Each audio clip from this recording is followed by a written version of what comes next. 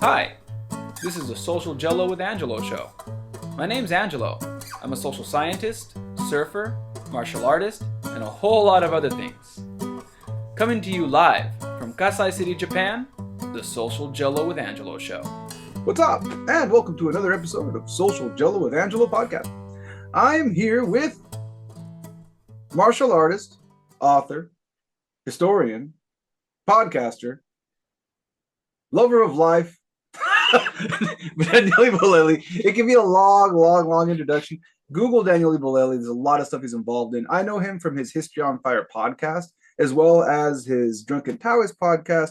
And I first got introduced to him from his appearance on Joe Rogan, where he talks about his books, plural. So there's a few books. There's the, I don't know, probably more books. Books, real quick titles of the books. So some of them, I did one about martial arts that was called On the Warrior's Path. I did one about kind of philosophy slash religions called Create Your Own Religion. I did another one that was a bit more, there's a lot of martial arts, but it's a little more personal. It was called Not Afraid. Those are some of the big ones. Okay. And then the Not Afraid one was the one that was mentioned on the Joe Rogan podcast, which is the book that I ended up reading about. That's the one I ended up reading and learning a lot about. And I really related to a lot of the stories he put in there. So I do encourage you to check that out. As far as all the podcasts that we mentioned earlier, I encourage you to check those out. And if I did my job right, those are all in the video descriptions and maybe even a YouTube link up here somewhere. So today we're talking about not how, does martial arts unify people? And we're going to explore that right now. There's this concept that some people feel martial arts makes you a better person. I personally disagree. And I disagree too. Oh man, I was hoping you see that we can argue about it. People love a good argument. So we'll just start with that. Before we even start, does martial arts unify people? Let's divert from that and say, does martial arts make you a better person? And we're gonna. I don't think it does. How about you, Daniele? What do you think? Definitely not. No, I think what it does is to get good at martial arts, you need to start developing some discipline. You need to start developing some toughness. You develop some qualities, but that are, good for anybody, but they don't make you a better person. They just make you a more efficient, disciplined, tougher person. If you are a horrible human being and you are more disciplined, tough, and effective, that's not a win for anybody. It doesn't change who you are. It just gives you some tools of becoming, again, some things that are, if you are a good person, they will magnify your ability to be a good person because you have discipline, because you are tough, because you're more effective, because you develop all these other qualities. That's great. But if you're not a semi-decent person, then all you do is now you are a more effective, horrible person, which is not something that anybody should be cheering for. Yeah, I always say, like, if you were an asshole before you started doing martial arts, then and you start doing, let's say jujitsu, then now you're just an asshole. Now you're just an asshole who can do arm bars like this. Pretty much. So That's how it is. So, but now going to the topic of the actual podcast, does martial arts unify people? I think in that sense, we can make more of an argument in that direction because I think there's something to be said for people from all walks of life getting together where they live out their ideology, their religion, their whatever the hell that they put in their brain, and they just focus on a common activity where if you are, you don't even have to be a good person to be a decent training partner. So you can be a good training partner and still be a horrible person, but that part of you doesn't show up on the mat maybe as much. And it's just about, hey, we are here, we have a common passion, we're all trying to get better. And there's an element of it where, never mind the endorphin factor, that when you have endorphins kicking in, everybody's in a better mood, everybody's happier, and all of that. So don't get me wrong, there are plenty of examples of people who get in the gym and they are just cranking submission and doing messed up things because they have a bad attitude. But generally speaking, that's one of the environments where you're going to have people be a little more relaxed. They are not going to have all the ideological bullshit that divides them at the forefront, may not even come up. And so it becomes a little easier to get along with people. And I think the problem with that is that then there's social media. And people are like, oh, my friend from jiu-jitsu, and they friend each other on social media. And then they read what this person is thinking all day long, and they go like, oh, damn, I did not want to be friends with that guy, you know. So for me, I probably shouldn't say this, but I'm going to say it anyway. I have two accounts.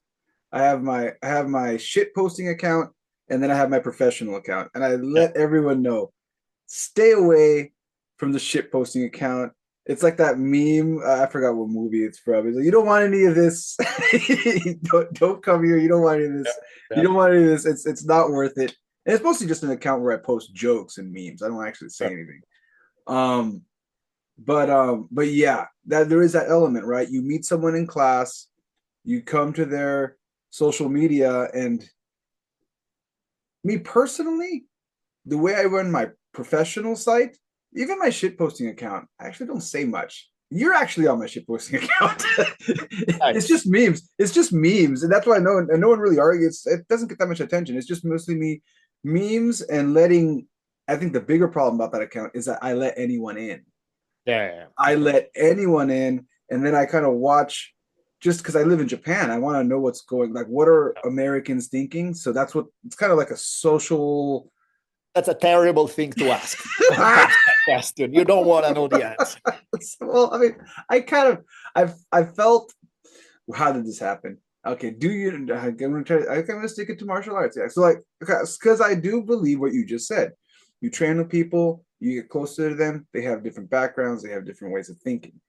But then one of my problems that I personally have is I won't, when I hear people say things that I completely disagree with, I won't say anything. My personal philosophy is if it becomes a problem for me to get something done, then I'll say something. Like if we're working together and whatever opinion you have is going to immediately affect something I'm doing, then I'll have to say something. But if it's not my circus, not my monkeys type of deal, then I will let a lot of stuff go. But with that comes this concept where I don't really get to hear.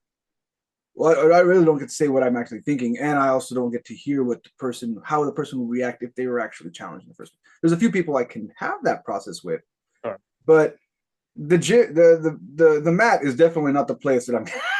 I'm not gonna bring it up there. I got things to do, and I'm a coach, so I'm not one of those coaches that shoots out my opinions, my political opinions, in class. Good which call. I've seen other coaches not follow that rule, and that's their deal. that's their deal. Is all I have to say about that. Yeah, I think like I think the main problem then with the social media part is that people on social media talk in a way that they would never talk to each other in real life. The thing that pisses me off sometimes that makes me wanna occasionally get into it is the rudeness, the meanness. Things that like in real life you would never be this rude, you would never be this mean. And if you did, you would have had already your face smashed in so many times that you would have probably. So, I mean, don't get me wrong, there are some people who are complete assholes in real life, but generally speaking, most people know that there are consequences, that you can only push so far being rude and mean. And if you push it beyond that, odds are somebody's gonna decide to teach you a lesson.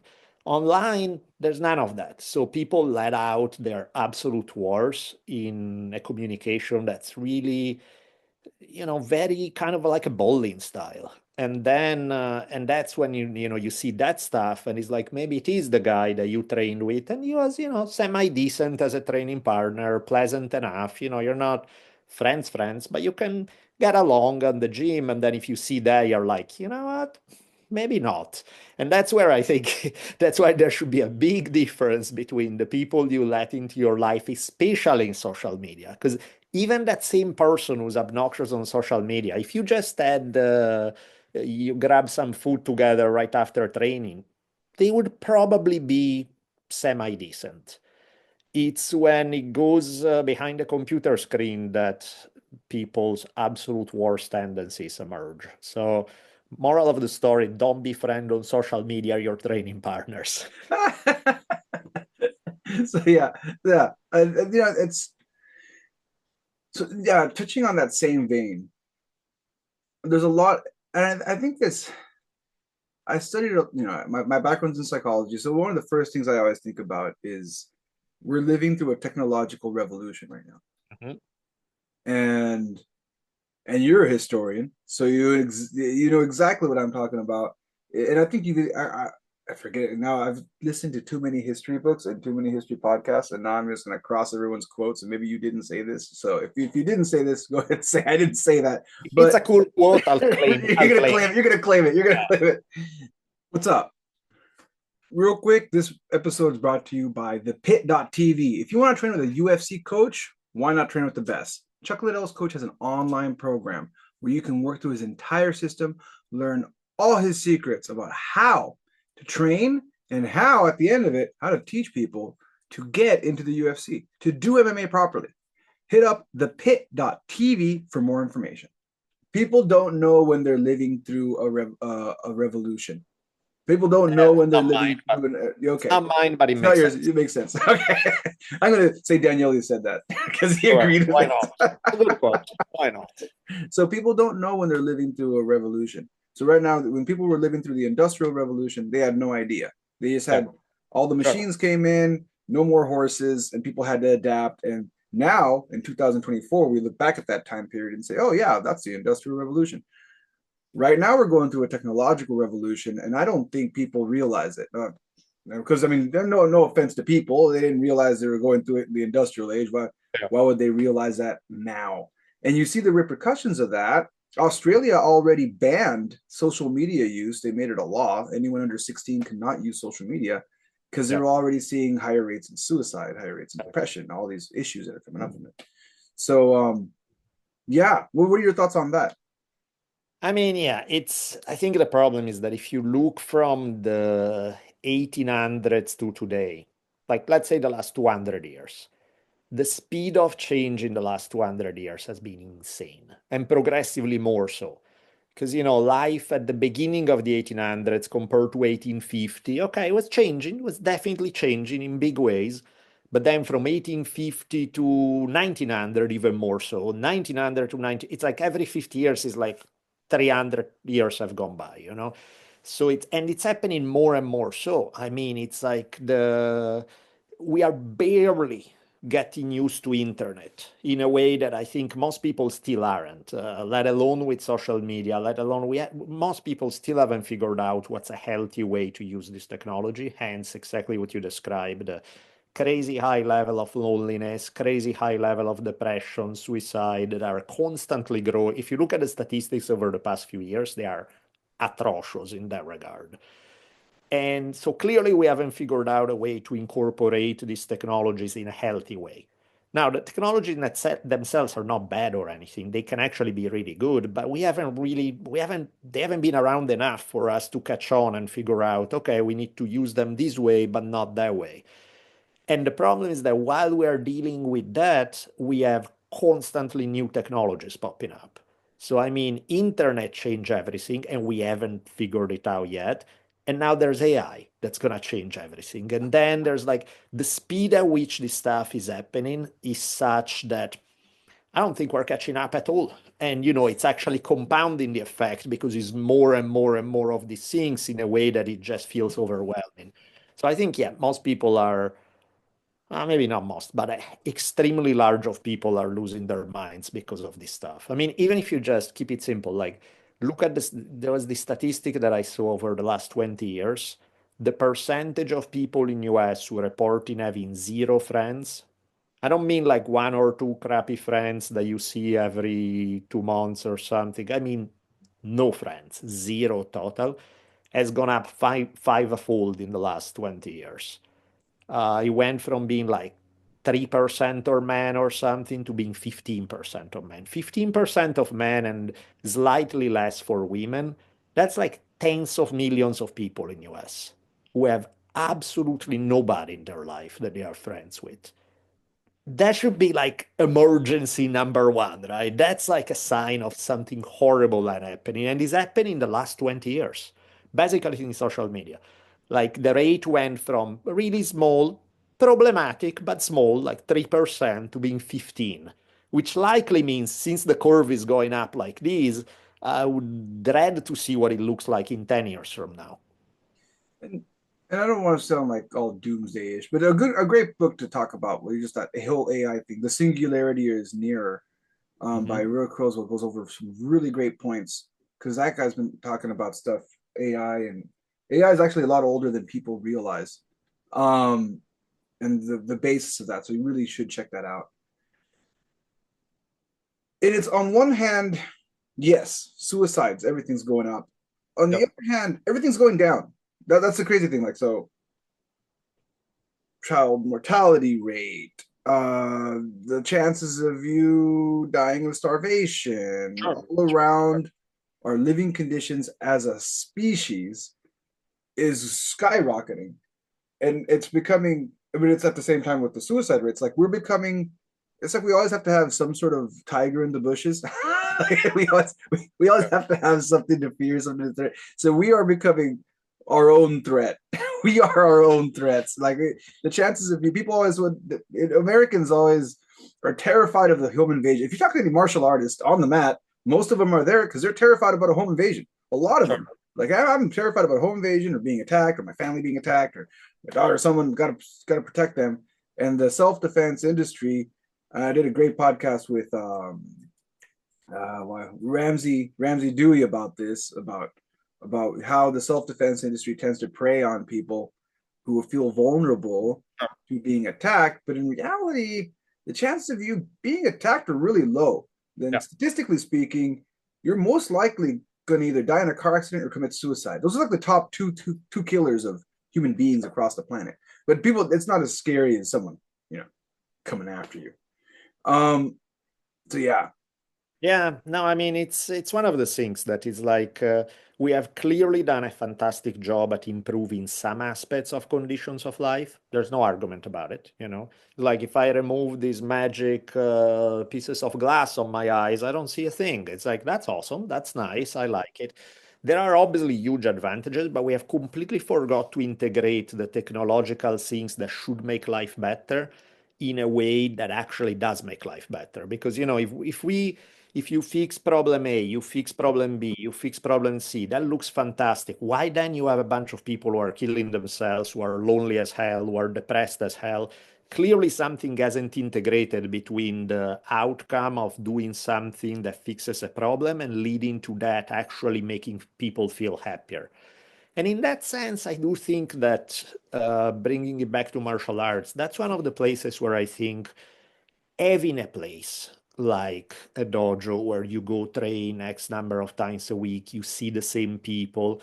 Now, they may not be your best friends, but there's something that feels very human in having a basic connection with some people that you see multiple times a week is I mean, I always used to laugh when I would hear people talk about you know, in the schools, martial arts school, refer to them as our family. I'm like, Jesus Christ, what's your problem? It's like a real family is something else. I don't want this asshole calling me at 2 a.m. It's like that's not my family. But then at the same time, I'm like, maybe I'm the asshole because the reality is many of these people, that's what they got. You know, they don't have that much.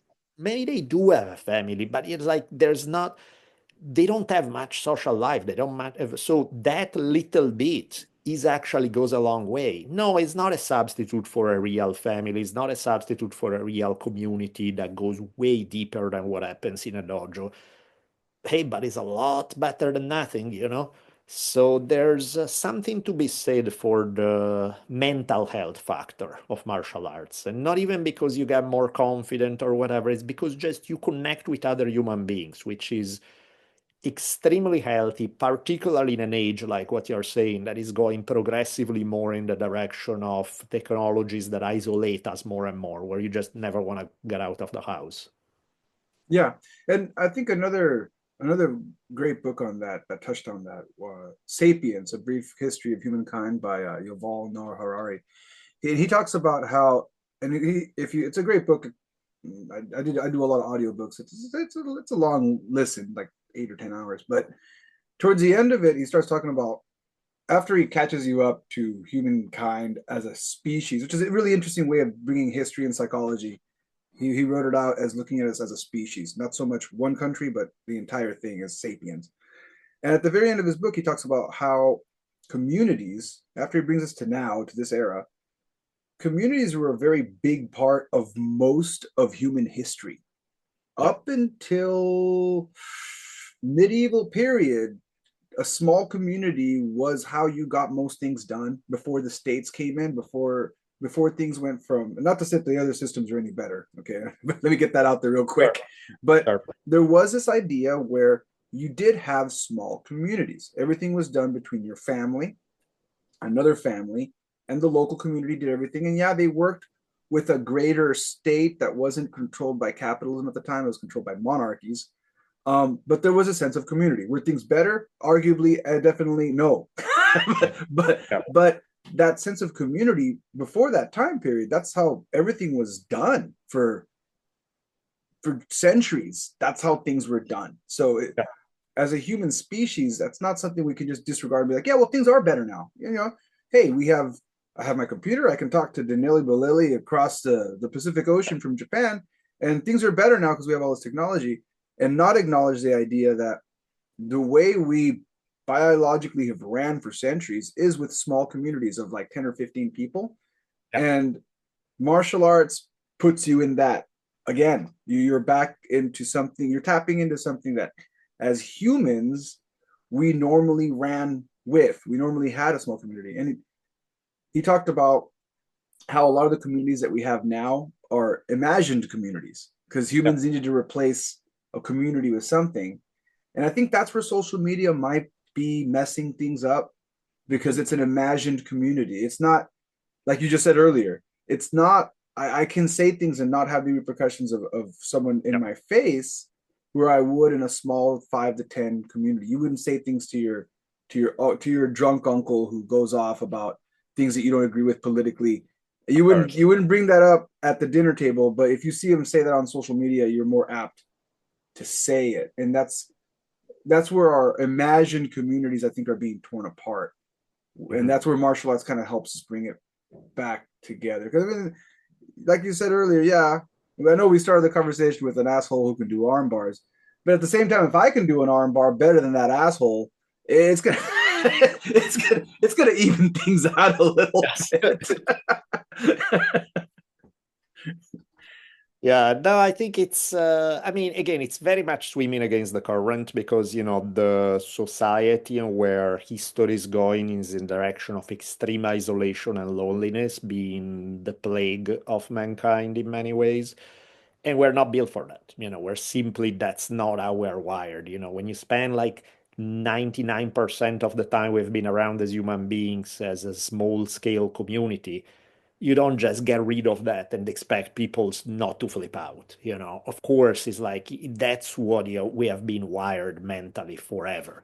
So that's I think it's where it's at. It's like, and so in that regard, anything that can help counter that is welcome. Anything that's a martial art dojo again is not the solution to it all, but it helps. It's something. It's maybe the thing that makes you feel a little less lonely, a little more connected, a little more human. Multiply it. Have rather than just being the dojo, being the one and only, have like two, three, four of these things, and now we're talking. In an ideal world, we would figure out something how to bring back community in a globalized world, because you're not going back, you're not going backward, you're not going to go back to hunting and gathering tribes. That's never going to happen. Well, unless really bad things happen. Yeah, but so it's like, how do we bring, and in that sense is, human connection is one, but there are other things that we have completely lost. I mean, if you think about it, like 200 years ago, the majority of human beings were somewhat tied to food production. We all were cultivating the fields, doing something where we knew where the food came from. We would make our own clothes at home. There was an element of self-sufficiency that has evaporated in the span of just a few generations, where right now, if you stop the trucks coming in, most people would starve to death in no time. that's not a great thing. Being alienated from your food sources, being alienated from nature, being alienated from other human beings is pretty much the opposite of the way as humanity we have lived through the entire time. I don't think that does great things for our brains. I think that messes up. And yeah, there's to go back to that Sapiens book, it was talking about how when the agricultural revolution began, people went Mhm. from being hunter-gatherers to, it was the weirdest thing because from that point on, humans just kept evolving. They took out the Neanderthals and then suddenly we've kind of, how do I say it? We've shaped our landscape to fit our needs, but Mhm. really what wheat did to us as a human species is they actually used us Yeah. because when you look at the amount at first, not to where we are now, but at first, when you look at the amount of time and energy it takes to cultivate wheat, you got to protect it, you got to build a band, other Yep. people try to steal it. Now you're no longer moving around. You're actually that transition from hunter gatherer to agricultural was actually a huge step back Yep. for Yep. humans. It was great for wheat. I mean, and I guess We'd evolved really quick because of this.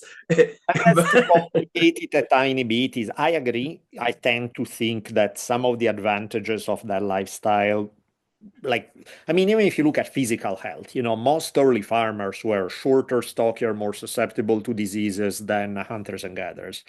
The advantages were you are less likely to starve because you could pack a good harvest and dry it and have it for lean times when you couldn't as a hunter and gatherers. And it was a lot easier on kids and elders because being nomadic and being on the move clearly was hard on old people and on little kids. So, it was definitely better for some people, was probably worse for the society as a whole. But, it gets really complicated. But yeah, the typical story, let's put it that way. The safe thing to say is that the typical story of brutish hard life as hunters and gatherers and such an improvement with farming, that's bullshit. I wouldn't say it's the opposite because it's more complicated than that, but it's at least there are some big pluses and minuses. It's like at least more complicated, if nothing else. Yeah. But yes, so and I think that's important to realize, like and even then, it's like all those changes happen. You are now sedentary, you're now start class level society. Now there's difference in wealth between people where there wasn't in hunting and gathering. Now you have the emergence of social classes. Now you end up with kings and queens and slaves, things that, so those are tremendous things. And you still somehow had a community which is something that today is, we don't even have that in that regard. So it's like, yeah, it's weird. We're getting a lot of great stuff, and yet our lives somehow get worse. It's like a and, weird paradox, and I think that's just the history of humans right there. Like that's all that trade is Yeah. something that as a species we've been working with for a very long time. Mhm. Well, we are getting close to our wrap up. But what I do want to say about martial arts before we go is I would have never met Daniele Bolelli if it wasn't for martial arts, and we've never trained together, Yep. right? This is so yeah, it's an imaginary community to some degree. But what I'd like to say, and what I kind of want to wrap up with is this idea is thanks to martial arts. Someone once asked me if they were to give me $1 million, but to receive this $1 million, they were going to wave a magic wand and all the memories of martial arts would just be deleted from my head. So I would Yep. no longer know any martial arts. I would be trading all my knowledge, martial arts knowledge, but I'd get $1 million. Mhm. Would I do it?